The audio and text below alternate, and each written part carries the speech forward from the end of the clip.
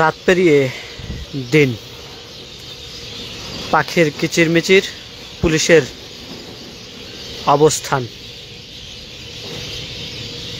এই অবস্থান এভার কেয়ারের সামনে। দর্শক, আপনাদের জানাতে চাই বিএনপির চেয়ারপারসন বেগম খালেদা জিয়ার যে শারীরিক অবস্থা, সেই শারীরিক অবস্থার সর্বশেষ তথ্যটি আপনাদের জানাতে চাই। সামাজিক যোগাযোগ মাধ্যম থেকে শুরু করে বিভিন্ন মাধ্যমে আসলে বেগম খালেদা জিয়াকে নিয়ে নানা ধরনের কথা ছড়িয়েছে। সারা রাত সেটি কিন্তু সেই কথাগুলো ছড়িয়েছে এবং সেটির যে সর্বশেষ তথ্য আমাদের কাছে রয়েছে সেটি হলো যে বিএনপি চেয়ারপারসন বেগম খালেদা জিয়া, বিএনপির নেতারা যেটি ভেবেছিলেন, মধ্যরাতে যেসব কথা আসলে এসেছে সামাজিক যোগাযোগ মাধ্যমে, আসলে সেরকম কোনো তথ্য তারা পাননি। রাত 2টার দিকে বিএনপির এক সিনিয়র নেতা তিনি ভেতরে গিয়েছিলেন এবং ভেতরে গিয়ে তিনি আসলে বিএনপি যে নেতাকর্মীরা রয়েছেন তাদেরকে বাইরে রেখে মূলত তিনি গিয়েছিলেন এবং ডক্টর AZM জাহিদের সাথে কথা বলেছেন এবং বেগম খালেদা জিয়াকে তিনি দেখেছেন এবং তিনি যেটি বলছিলেন যে আমরা যেটি ভেবেছিলাম সামাজিক যোগাযোগ মাধ্যমে যেটি এসেছে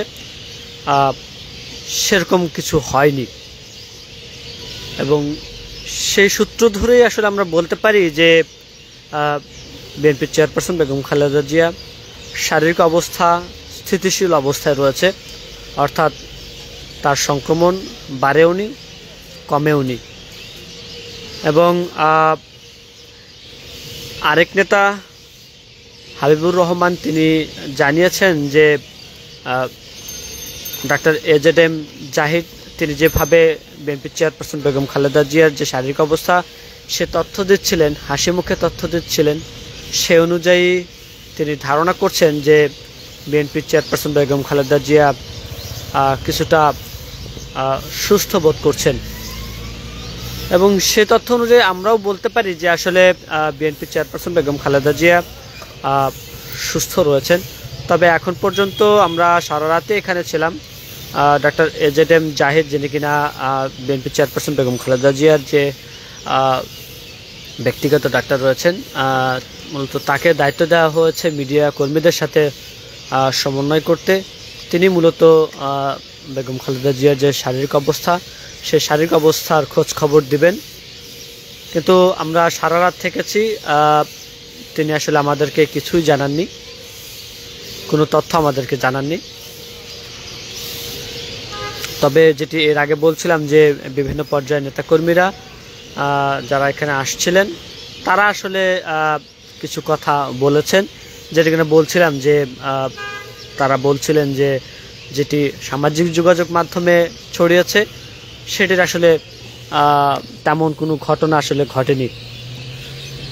আমরা দেখেছি যে রাত 1টার পর থেকে আসলে এই এলাকাতে বেশ কিছু কাঁটাতারের যে বেড়া সেই বেড়াগুলো নিয়ে আসা হয় এবং সেই বেড়াগুলোর চিত্র যখন সামাজিক যোগাযোগ মাধ্যমে ছড়িয়ে পড়ে তখন আসলে এই যে গুজবটি আসলে ছড়ানো হচ্ছে সেটির আসলে বড় আকার ধারণ করে এবং আমরাও যেটি জেনেছি যে আসলে এই কাঁটাতারগুলো আসলে কি কারণে নেওয়া হয়েছে সেটি আসলে আমরা প্রত্যক্ষ কারণ আসলে আমরা পাইনি। তবে গতকাল রাত্রের দিকে যে প্রজ্ঞাপনটি জারি করা হয়েছে বেগম খালেদা জিয়াকে VIP ঘোষণা করে এবং তাকে যে SSF যে নিরাপত্তা সেই নিরাপত্তা দেওয়ার যে বিষয়টি নিয়ে যে বিজ্ঞপ্তি প্রকাশ করা হয়েছে এবং সেই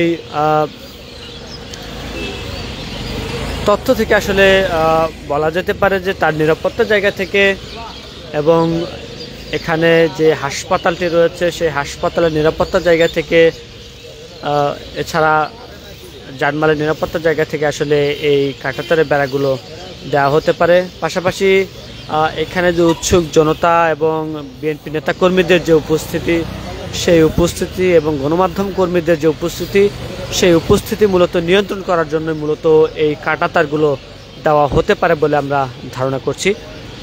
তবে এ বিষয়ে আসলে আইনশৃঙ্খলা রক্ষাকারী বাহিনীর পক্ষ থেকে আসলে কোনো তথ্য আসলে আমাদেরকে জানানো হয়নি। আপনারা জানেন যে বেশ কয়েকদিন ধরেই বিএনপি চেয়ারপারসন বেগম খালেদা জিয়া এই হাসপাতালে চিকিৎসা নিচ্ছেন এবং সেই চিকিৎসা এখনও চলমান রয়েছে,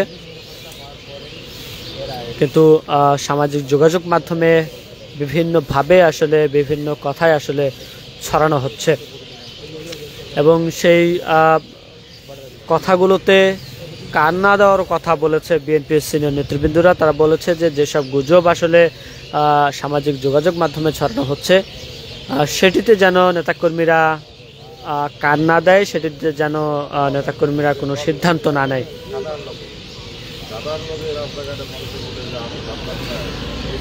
তবে দেশবাসীর যে উৎকণ্ঠা, সেই উৎকণ্ঠা কিন্তু আমরা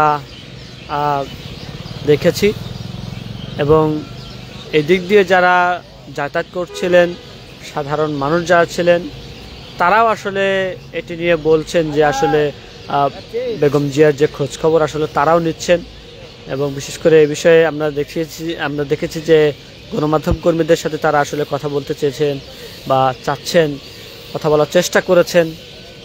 তারা জানতে চাচ্ছেন যে আসলে ভেতরের চিত্রটি কী বা ভেতরের অবস্থানটা কী, ভেতরের তথ্যটা কী। আসলে সামাজিক যোগাযোগ মাধ্যমে যেসব তথ্য ছড়িয়েছে সেই তথ্যগুলো আসলে কতটা সত্যতা সে বিষয়ে কিন্তু আসলে তারা জানতে চেয়েছেন।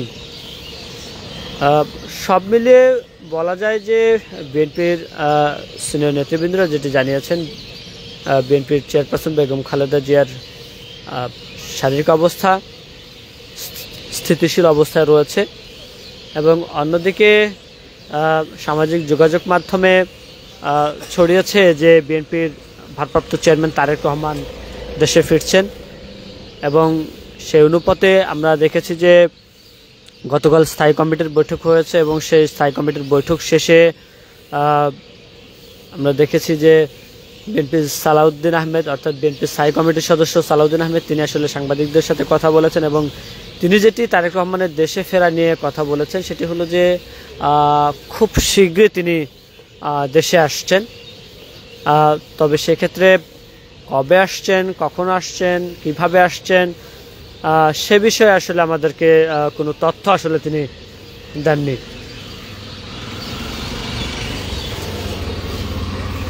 এই মুহূর্তে আসলে এই এলাকাতে আইনশৃঙ্খলা রক্ষাকারী বাহিনীর সদস্য এবং গণমাধ্যম কর্মী এবং দু একজন সাধারণ নেতাকর্মী যারা রয়েছেন, স্থানীয় নেতাকর্মী যারা রয়েছেন, তারাই মূলত এই মুহূর্তে এভার কেয়ারের সামনে রয়েছেন।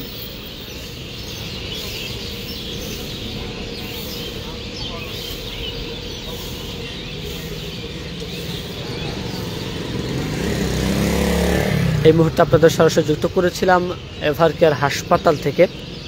আসলে খালেদা জিয়ার যে শারীরিক অবস্থা, সেই শারীরিক অবস্থাটি আসলে জানানোর চেষ্টা করছিলাম। তো এই ছিল রাজধানী এভার কেয়ার হাসপাতালে খালেদা জিয়ার যে শারীরিক অবস্থা, সেই শারীরিক অবস্থার সর্বশেষ সংবাদ।